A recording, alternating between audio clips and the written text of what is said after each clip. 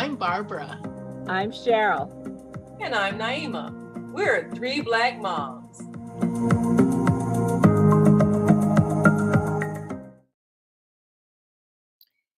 If you pick your newborn up or your baby up when they're crying, you're going to spoil that baby. Also, you don't necessarily need to co-sleep with your baby or cuddle them too much, and you should let them cry it out to learn to sleep and comfort your baby himself or herself. These are some of the myths that some new moms are still getting. And that's just what they are. They're myths. When your baby communicates with you the only way he or she knows, by crying, you need to answer that call. Because your baby, especially when they're brand new, they don't know anybody. They're looking for comfort, and they need to know that you're always going to be there to attend their needs. And these are some of the things that we, especially in the Black community, have to really start talking about and educating our next generation to care about their babies. We are so used to being tough on our kids. We want them to be strong. But the first thing they need to be is nurtured. They need to know that mom and dad or whomever the caregiver is always going to be there to answer when they call. Maybe they're hungry. Maybe they're hurt. Maybe they just need to know that they're not by themselves. And when people tell you that you're going to spoil your baby, well, let me tell you something. You can't spoil a baby by loving and caring for your baby. And these are some of the things we want to talk about today. We want to talk about some of those old time things about not picking up your baby too much. And we also know, and studies show, that baby girls are nurtured more than baby boys. They're cuddled more, they're responded to more. And while we're at it, let's also talk about that whole nonsense that contributes to toxic masculinity by telling little boys that they shouldn't cry.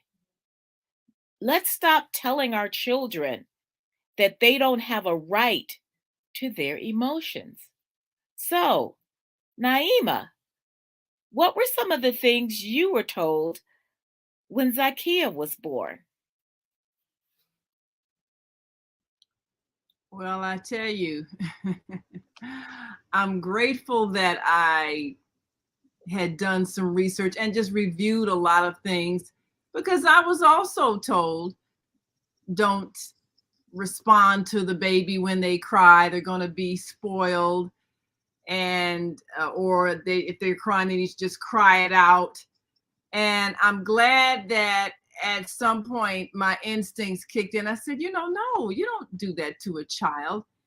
And it took me maybe the first couple of months to kind of sift through a lot of the old myths and just really use my instinct and realize a lot of the things that we have been taught come from that old slave time belief that you got to toughen up your child by not showing them any affection, because the world is cruel, so they might as well learn not to expect any nurturing.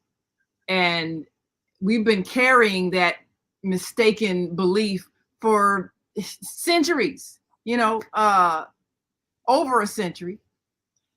And it really has damaged a lot of people. And you mentioned boys. We have so many emotionally damaged boys because they didn't get enough nurturing and they weren't allowed to express emotions. And so that's why so many of them have this pent up rage. They don't know how to talk it out. They don't know how to show grief. They don't know how to show fear. And so everything just becomes violent. The only thing that we've allowed the boy children to show is anger. So Anger. anger becomes the thing that's the go-to for everything. I'm grieving. Let me be angry. I'm sad. Let me be angry. I'm fearful. Let me be angry. My feelings are hurt. Let me be angry. Whatever it is. And then anger, violence, that's all acceptable for male behavior. Like you say, toxic masculinity. We do that by not letting our boy children feel the love and the mothering and the nurturing that they need. And when they don't get it, they go after other things that have nothing to do with love, but it's the need that they have to feel loved. And that's what has to change in our thinking so that we can change the way we raise our children. So Barbara, you've raised a son and now you got grandsons and That's true. I think another thing is the attitude that a parent has toward their child, even at the very youngest. And this is something that has always disturbed me. You'll see a stranger with their child and you'll say something like, "Oh, he's so cute," or "Oh, she is so pretty." And the comment will be, "Oh, he's so bad." Yes. "Oh, she's so bad." Like they can't accept something positive said about their child. I honestly don't know where that comes from. But if you start instilling that kind of criticism, that critical response about anything positive, your child will experience a type of insecurity that really cannot be explained. Yes, the world is a cruel place. And yes, they're going to run into meanness and bullingness and other kinds of attitudes and behaviors from people around him. But they don't need to learn the meanness at home. They need to know that there is a place of comfort, of kindness, of security, of stability in the place where they're going to be raised, where they're going to be most of their lives. And I think another strange myth, and this may be getting further down the line beside a baby, is the fact that, oh, you have to eat everything on your plate. So many people, we grew up in the clean plate club where you got told about all the starving children in other countries. So you better eat everything on your plate. And unfortunately, this has started a whole sense of obesity in our own country where we are forcing kids to eat more than what they are really. They're full and you're forcing them to eat more. And you learn when a child is a baby that they can regulate themselves. I think a lot of parents may not really pay attention to this too much, but when your child is old enough to eat solids after 6 months or so, and the baby is done eating and you're trying to get them to get one more bite, and they're full. And you don't need to force a child to eat, because when they're hungry, they'll ask for more or cry for more. But this whole thing of you've got to make it all disappear and force feed a child when they're really done eating, that's another one of those myths that the child's going to starve to death if you don't force them to eat past their sense of fullness. And you teach kids to not be able to listen to their own body. That's exactly right. And then years later, when they're going to Weight Watchers and somebody has to tell them, you eat when you're hungry and you stop when you're full. And they have to ask, how do you know when you're full? Yeah. And what they tell you, by the way, is when you sigh. And you will have, and if you pay attention to that one little thing, you will go and you will have a full plate of something, and 3 or 4 bites in, you will sigh. Guess what? You're done. But the thing is that we keep eating because we have been taught from infancy to clean your plate or to keep eating beyond. And I think if everybody actually stopped eating after that sigh, you would see the weight go down. You'd see a whole lot of more people with doggy bags and leftovers, but that's okay because you have to retrain your body. And there's a lot of things that we do, and some of it is really, as Black people, we have got to stop punishing our children for being children. Barbara, when you were saying something about somebody saying, oh, they're so bad, I have told young mothers, and when they say, oh, they're just so bad, and I said, no, he is not being bad. He is curious. He is showing signs of intelligence, and the curiosity is right where he is supposed to be. And yes, when they are 2 and 3 years old and they are getting into everything, you need to limit them to make sure that they are safe and show them some boundaries for safety. But you need to embrace the fact that they are curious about the world around them because their brains are growing. And we can't keep telling our children, just go somewhere and sit down, because we do not need to be raising children who are just placid and they're not little old people that need to just sit down and rest their bones. They are children, and we are constantly worried, and the society does that too. They had a experiment once with all these teachers, and even the Black teachers did this. So they were showing these teachers, there were 4 children. There were 2 Black children, one female, one male. There were 2 white children, one female, one male. And they were telling these teachers, okay, watch for misbehavior.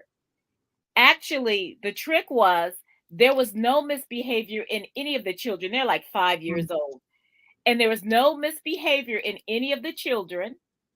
And what the experiment actually was is that they were watching what child the teachers were focusing on. All the teachers, including the Black ones, were focusing on the Black boy. Wow. So they were all expecting for this Black boy to misbehave. And so and like I said, it was obvious even for the Black teachers to do this. So we have already socialized ourselves to expect our Black boys to misbehave. That is why they're more harshly punished. So we need to, start from the crib. When your little boy cries, you pick your little boy up. Dad, you kiss your little boy. You tell your little boy that you love him. When he falls and he hurts himself, don't tell him, oh, you need to man up and big boys don't cry. You comfort him and say, what's wrong? Because if that was a little girl and you did that, that's the same way you would treat your little boy. And when a child is hurt, you comfort them. When they're hungry, you feed them. When they're done eating, you don't punish them for not cleaning their plate. Make their plate smaller, make the portion smaller, and don't overwhelm them. And these are the things that we need to toss out as a people. As a people, we are. I'm so blown away by Trevor Noah's last show and what he talked about Black women and how he praised Black women and says, that we need to be listening. Well, we need to listen to ourselves. We need to listen to our own instincts and stop having someone else tell us, oh, don't pick that baby up. We already know how we're supposed to nurture our children. Just get out the way. Let us do it, because don't let someone else tell you how to love your child. Absolutely. The thing that we get stuck on, and you probably have had this happen after you explain to a mother not to say her child's bad. You explain the whole thing. They're just curious. They're showing intelligence. You want to encourage them, give them ways to explore. You say all of this logical stuff, and then they still erase everything you just said. No, they just bad. And you want to take the mother and just take them. It's like, dig it out. But But You know what? Because that's what they've heard. That's why you would heard. That is what they've heard. That's what they've grown up with. When people go on and on about how they were beaten as children and they turned out okay, as if trauma is okay, and they will keep on passing on trauma to the next generation, and all the other things that they do. That's why you get these horrific cases of people leaving their kids out in the cold to freeze to death. People like forcing their kids into closets and starving them to death and all these other things, because we are convinced that childhood curiosity is a bad thing, that childhood growth is a bad thing, that childhood, even when they're boisterous, I mean, a lot of children are over the top and all these other kind of things, and there's ways to redirect, undesirable behavior or behavior that is self-destructive, but telling them that they're bad isn't one of them. Right. That's a type of conditioning, I think, that is so harmful. It's very wounding. I just happen to have finished a book with my women's group. Can't see it. What is it? Can't read that. It is from You Are Worth the Work by Junie Felix, From Trauma to Faith. And she talks a lot about the trauma in her own life, growing up with a mother that had mental illness. So there was definitely abuse there. And also homelessness and just all around craziness in their household with 7 children. She was the oldest of 7 and was in therapy, can you believe, at the age of 4 because of the wildness. I mean, there are other words to describe it that happened in her life, but also how the healing process had to take place and is still taking place in their home. And I think that it is so important. I know we talked about this earlier in our show on Black people need therapy. Why won't they get it? The importance of dealing with childhood trauma that comes up in unhealthy ways as an adult. Some of these old lady myths that come up about not spoiling the baby, not picking him up too much. If you do this and that too much, you're going to make your child into an unloving brat. And this is serious old school type thinking. I was at a girls baby shower, and all the moms were all giving all kinds of advice, writing things in the new mom's journals. She hadn't had the baby yet.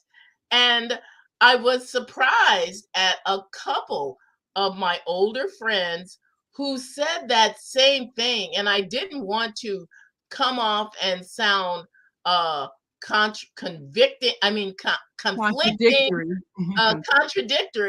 but I actually did pull the mother aside privately and say, you know what, don't listen to that.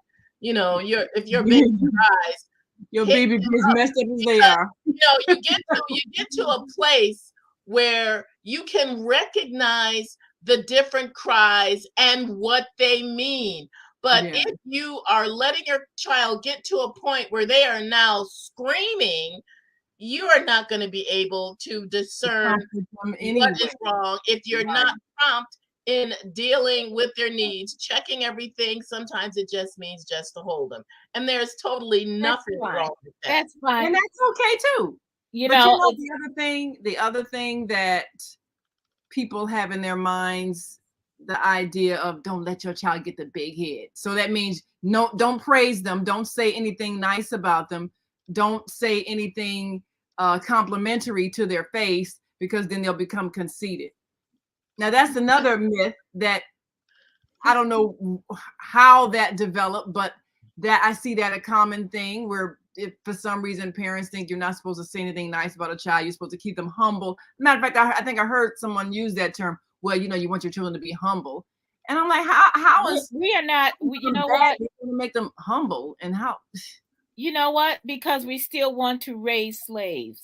We're still trying to raise our children to either, be a good slave to massa or to stay under the radar so we're not sold or down the river. We need to stop raising our children to be enslaved people. We have not been enslaved people for several generations now. We need to stop trying to make our children slaves and then wondering why we have the mental health issues in our community that we do. I have a short quick story. I think I may have told this before. When Dr. Ann, who was one of our guests, she was my pediatrician, my daughter's pediatrician, and Sarah had lost a lot of weight when she left the hospital. She was a little jaundiced, so I had to keep waking her up to make sure that she ate a lot. I even made up a song, I'll spare you. And and when I brought her back for her checkup, she said, "Do you carry this baby a lot?" And I said, "Yeah, is there anything wrong with that?" She says, "No." She said, "But her head is perfectly round." Because I never let her cry, like let her lay down and cry, ever. I mean, I waited a long time for my baby. I waited a long time to have my baby. And when and I had 6 months off before I even had to go back to work. So every time she cried, I didn't do nothing, but I made sure that I'm in the bathroom. I'm coming. I know. It was like, I think I let her cry. She cried for 7 minutes because I had to feed myself, feed the dog, and get the dog in out of the rain. And I cried for a half hour because I let her cry for 7 minutes. So, and that's the thing. And that was like one of the guiltiest things I still feel. And she was like 3 weeks old, and and that was it. I will never, ever have this happen to you again. And I never did. She's 23. If she starts crying now, I'm going to pick her up. So that's the thing. Well, people don't realize when a baby is crying, they're not just hungry, they're actually starving. Yes, and because it's they hard eat to every accept 2 that hours. concept. I think more people should be willing to do, I did have 3 kids, but I'm telling you, I read a lot of books, a lot of parenting magazines, a lot of parenting advice columns, and it was helpful to get the opinions of other materials besides moms who are the same age as you and don't know much more than you do. It is good to be able to learn how to discern what is sensible, what is practical, what is the most nurturing thing, because sometimes people, they're only going by what they were taught, how they were trained, and they pass that on to you. Just like someone saying, "Oh, the baby will sleep better if you put some cereal in their bottle." Well, yeah, they might, but babies aren't supposed to be having smoothies. This will teach the child not to be able to use their muscles in suckling and in drinking. And now you're introducing food into their bodies at too early an age, system is ready. Cause allergies. Constipation. It causes constipation. It causes our food allergies. In fact, Dr. Ann has said that that's why a lot of children get, especially Black children, get asthma at too early an age. Is them people introducing cereal like 4 months old, and all of a sudden they want to start putting them on rice cereal and putting it into their formula. I actually had a mother, and she was her daughter was exactly a month younger than Sarah. And she was an older mom too. And she was doing that. And I didn't want to say, you shouldn't do that. But I said, talk to your pediatrician about that. And so when she did, she says, okay, my pediatrician said not to do that. But I didn't want to get on her case because what I knew, because like Barbara, you said, I was a new mom too. But there's things like that we will, that we do know, but then people kind of dismiss it because you're learning too. So you just say, you know what, talk to your doctor about this. But I'm not sure that that's a really, if you want to just have them do that just so they'll sleep better. And that was the whole thing, is that, you do this and you introduce this stuff so they'll sleep better because they're fuller. Kids are going to eat. They're hungry every 2 hours. Be ready to feed them. Don't try to feed them on your schedule. How would you like it if somebody says, "Oh, you can only eat every 4 hours." I eat. and that's it. and you're starving because you just worked out and you did all this other kind of stuff. No, you can't have anything to eat or drink until those 4 hours are done. You know, you would be so hangry by that time that you're ready to tear somebody's And head you off. don't want a candy bar either. You want food. You want food. Yeah, you don't want you know, transportation. so listen to yourself and listen to your baby, because and keep that relationship. Don't let anybody try to keep you from loving your child too much. And that's one of the things that we need to stop doing. Don't let anybody keep you from loving your child too much. Well, we have to go, but definitely talk to your pediatrician and make sure that you don't follow any of these. Just follow the golden rule. Treat others as you wish to be treated. If you don't want to be made, if you're sitting in urine or something, would you want somebody to just let you sit there for hours? Because you're crying, and just let them cry it out. But wouldn't you want somebody to like see that this is what it is, or whatever it is? If you got a pen sticking in you, whatever it is, wouldn't you want somebody to just tend to you if you were crying, whatever it was? So don't do that to your child. And that's I think that's the basic thing. Treat your child the way you would want to be treated. Act like you treat them even better than you want to be treated. Yes, because you know what? You can say something they can't. Because that baby is a gift. That baby is a gift. That baby is a gift.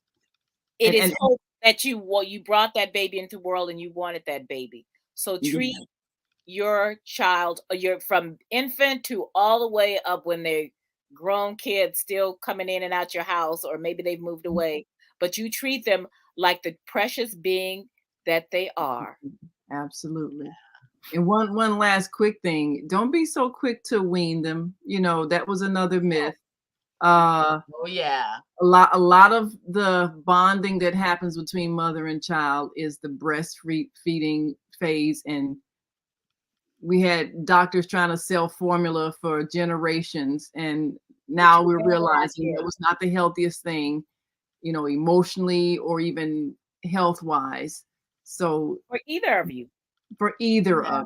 So sometimes the old fashioned ways are better. I carried my child around in a pouch like they used to. Ain't that primitive? No, that actually aided her mental health. She was a calm child. She wasn't a crier. She was much more alert because she could hear me speak. So all the different things, her development was, quick development, alert and calm, because I carried her, and no, she was not spoiled. So anyway, we've got to go. But make sure you subscribe to our YouTube channel, 3 Black Moms, and follow us on Facebook, 3 Black Moms. And feel free to write in some of the old myths that maybe you followed that you wish you hadn't, now that you know better. Yeah. Let us know. Anyway, until next time, I'm Naima. I'm Cheryl. And I'm Barbara. Treat your babies well, and Merry Christmas. Bye.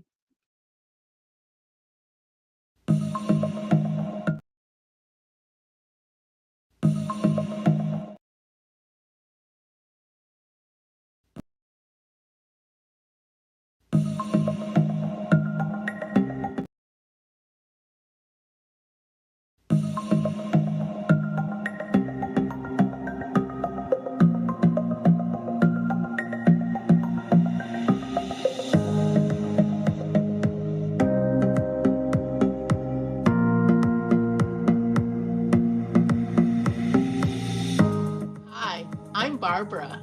I'm Cheryl. And I'm Naima. We're 3 Black Moms.